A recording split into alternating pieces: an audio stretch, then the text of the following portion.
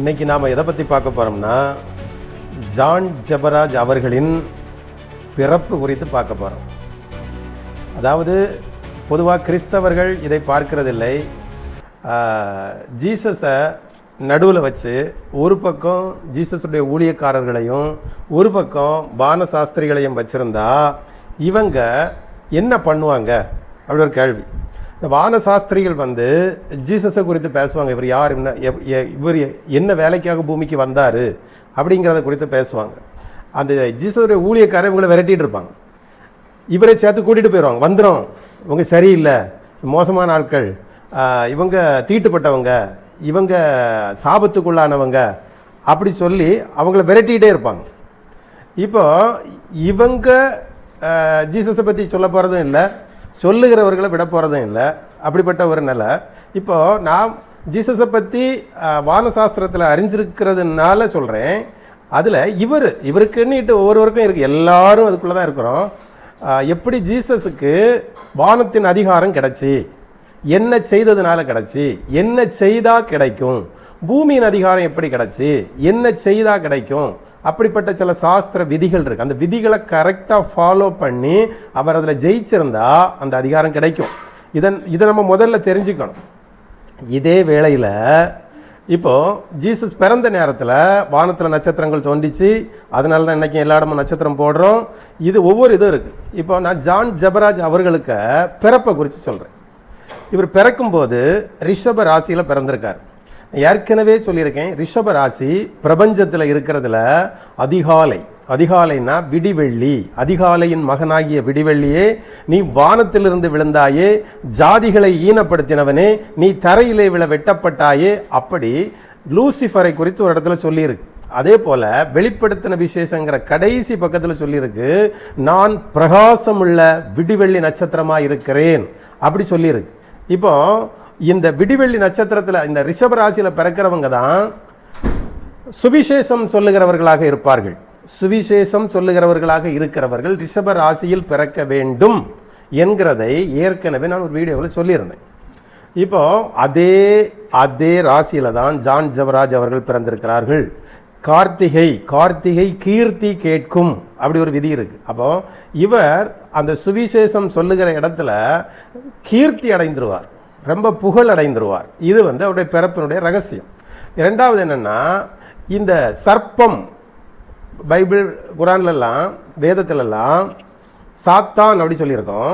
இதே வேலையை இதில் மரணத்தின் அதிபதி, மரணத்தை தருகிற மரணத்தின் அதிபதி ஒரு பாம்பு இருக்குது, இதான் ராகுங்கிற பாம்பு. இந்த பாம்பும் இதே ரிஷப ராசியில் இருக்கிறது. ஜான் ஜெபராஜ் அவர்களுடைய பிறந்த நாள் ஜாதகத்தில் இதே கட்டத்தில் இவருடைய சுவிசேஷம் சொல்லக்கூடிய அதே ராசி கட்டத்தில் சந்திரனும் இருக்கிறது, அதே கட்டத்தில் பாம்பும் கூடவே இருக்கிறது. அப்போ இவர் ஒன்றுக்கும் அடிபணிய மாட்டார். இது எப்படி இருக்கு, எப்படி அப்போ ஒரே கட்டத்துக்குள்ள ரெண்டும் வரும்? தேவ சன்னிதானத்தில் இது வருமா அப்படின்னு நீங்க கேட்கலாம். ஒரு இடத்துல எழுதியிருக்கு, தேவபுத்திரர்கள் தேவ சமூகத்திலே கூடி வந்தார்கள், சாத்தானும் அவர்கள் நடுவிலே நின்றான்.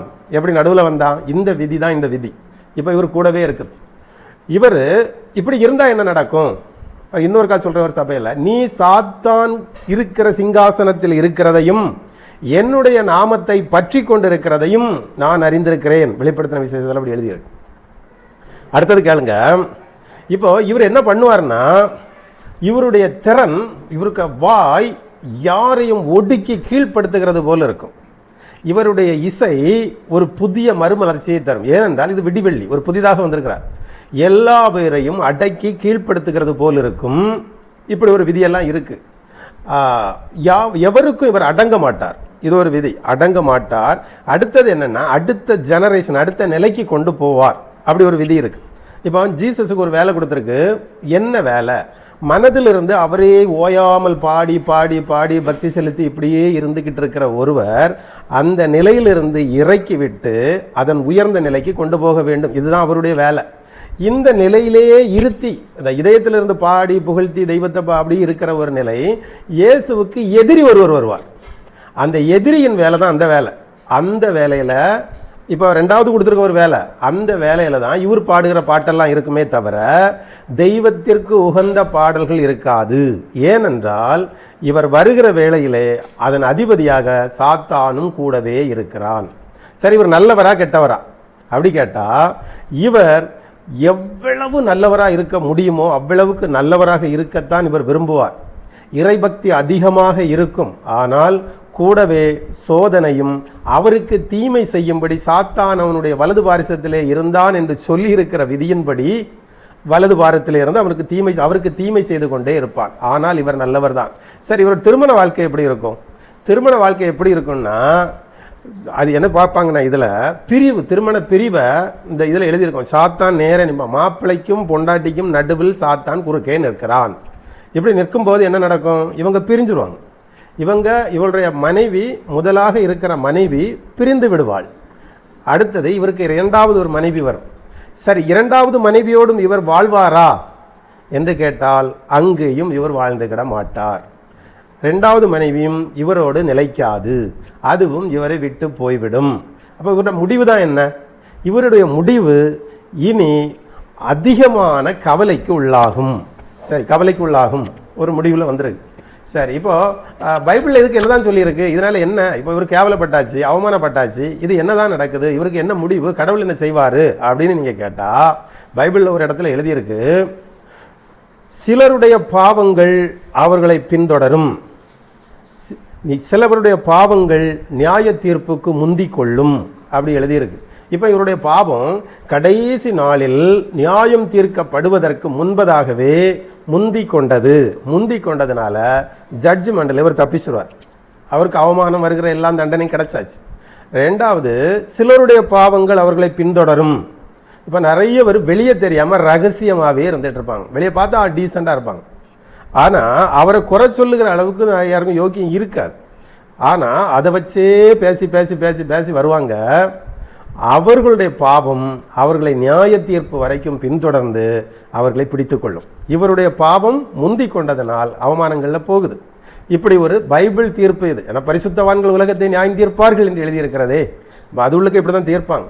வாயின் வார்த்தையினாலே நீதிமான் என்றும் அல்லது குற்றவாளி என்றும் தீர்க்கப்படுவா என்று இயேசு கிறிஸ்துவுக்கு வாக்கியங்கள் இப்படி தான் இருக்கும்.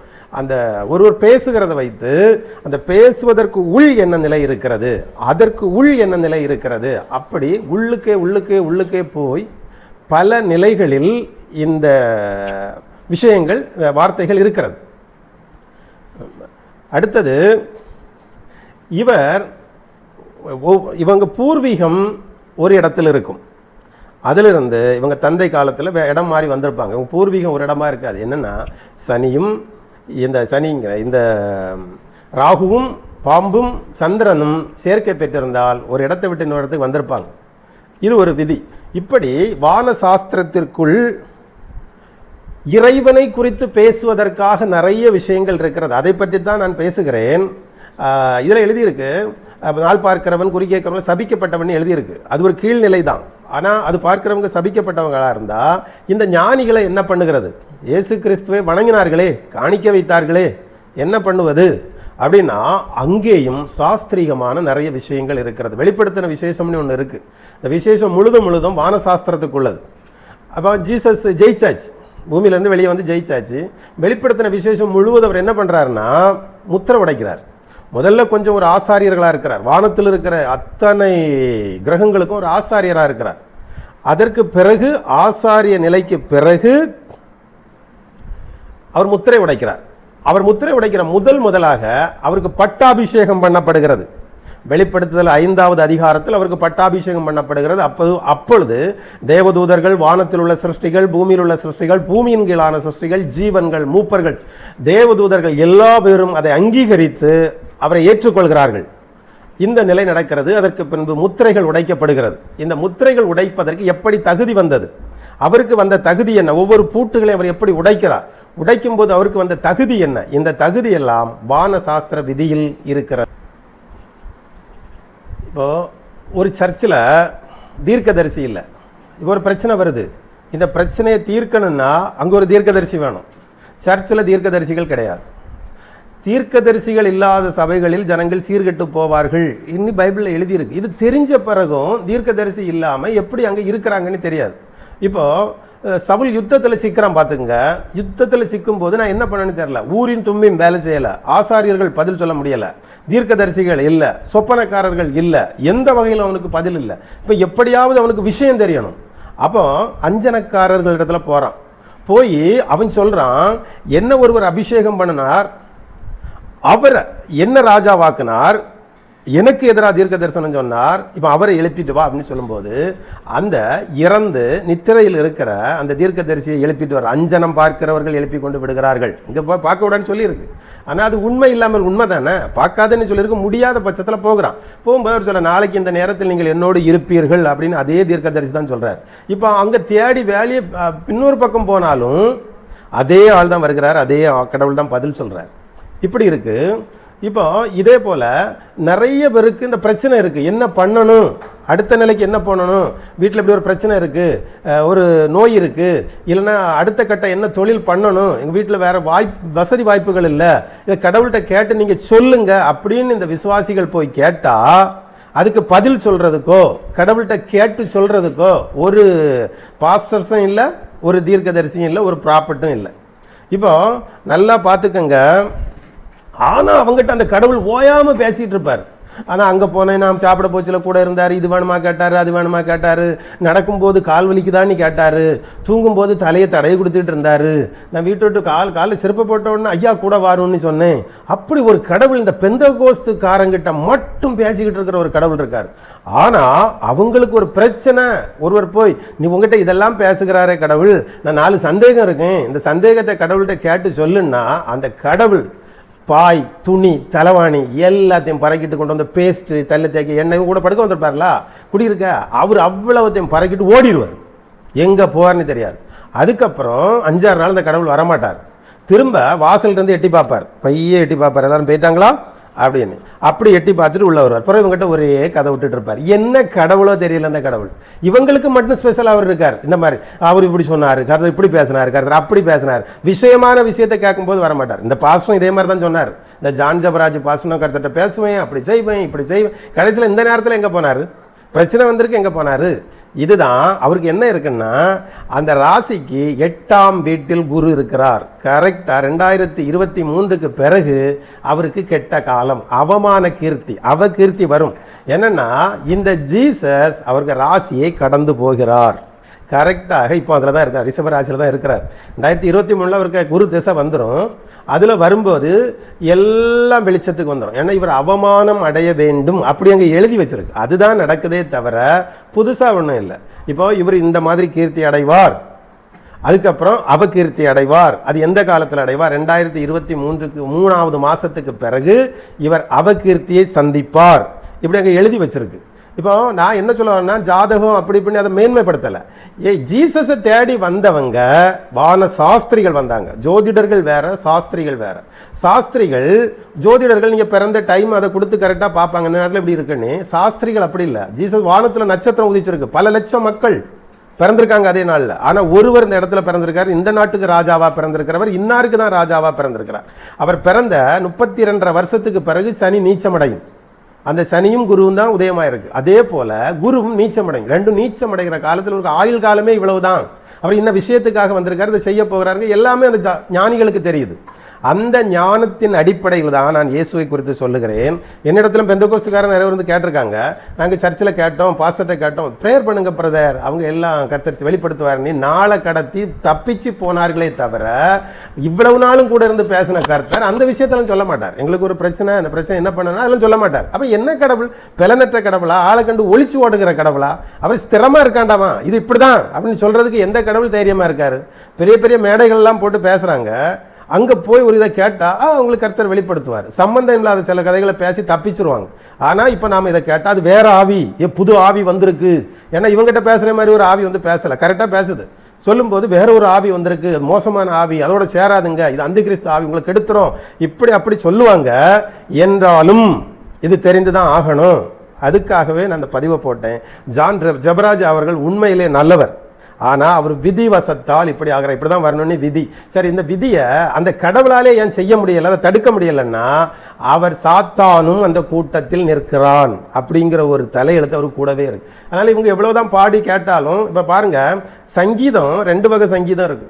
தாவீது சங்கீதம் இசைப்பான், அவன் இசைச்சா பேய் பூதங்கள் எல்லாம் ஓடிவிடும். அவன் முறைப்படி சங்கீதத்தை இன்ன வாத்தியத்தில் வாசிக்க, நெகினோத் என்னும் வாத்தியத்தில் வாசிக்க அப்படின்னு ஒவ்வொரு இதும் சாஸ்திர விதிகளின்படியான சங்கீதத்தில் அவன் பாடுவான்.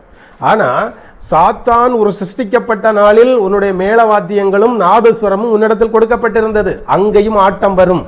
இது இந்த ஆட்டமா அல்ல அந்த ஆட்டமா அப்படிங்கிறத நீங்க தான் வேறு பிரிச்சு தெரியணும்.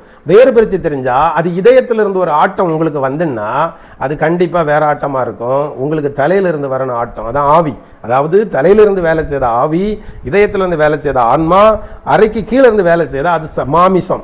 மாமிசத்துக்கு தனி சப்ஜெக்ட், ஆன்மாவுக்கு நீ தனி சப்ஜெக்ட், ஆவிக்கு நீ தனி சப்ஜெக்ட். அவர் விரும்புகிறது ஆவிக்குரிய லைஃப் தானே தவிர ஆன்மாவுக்குரிய லைஃப் அல்ல.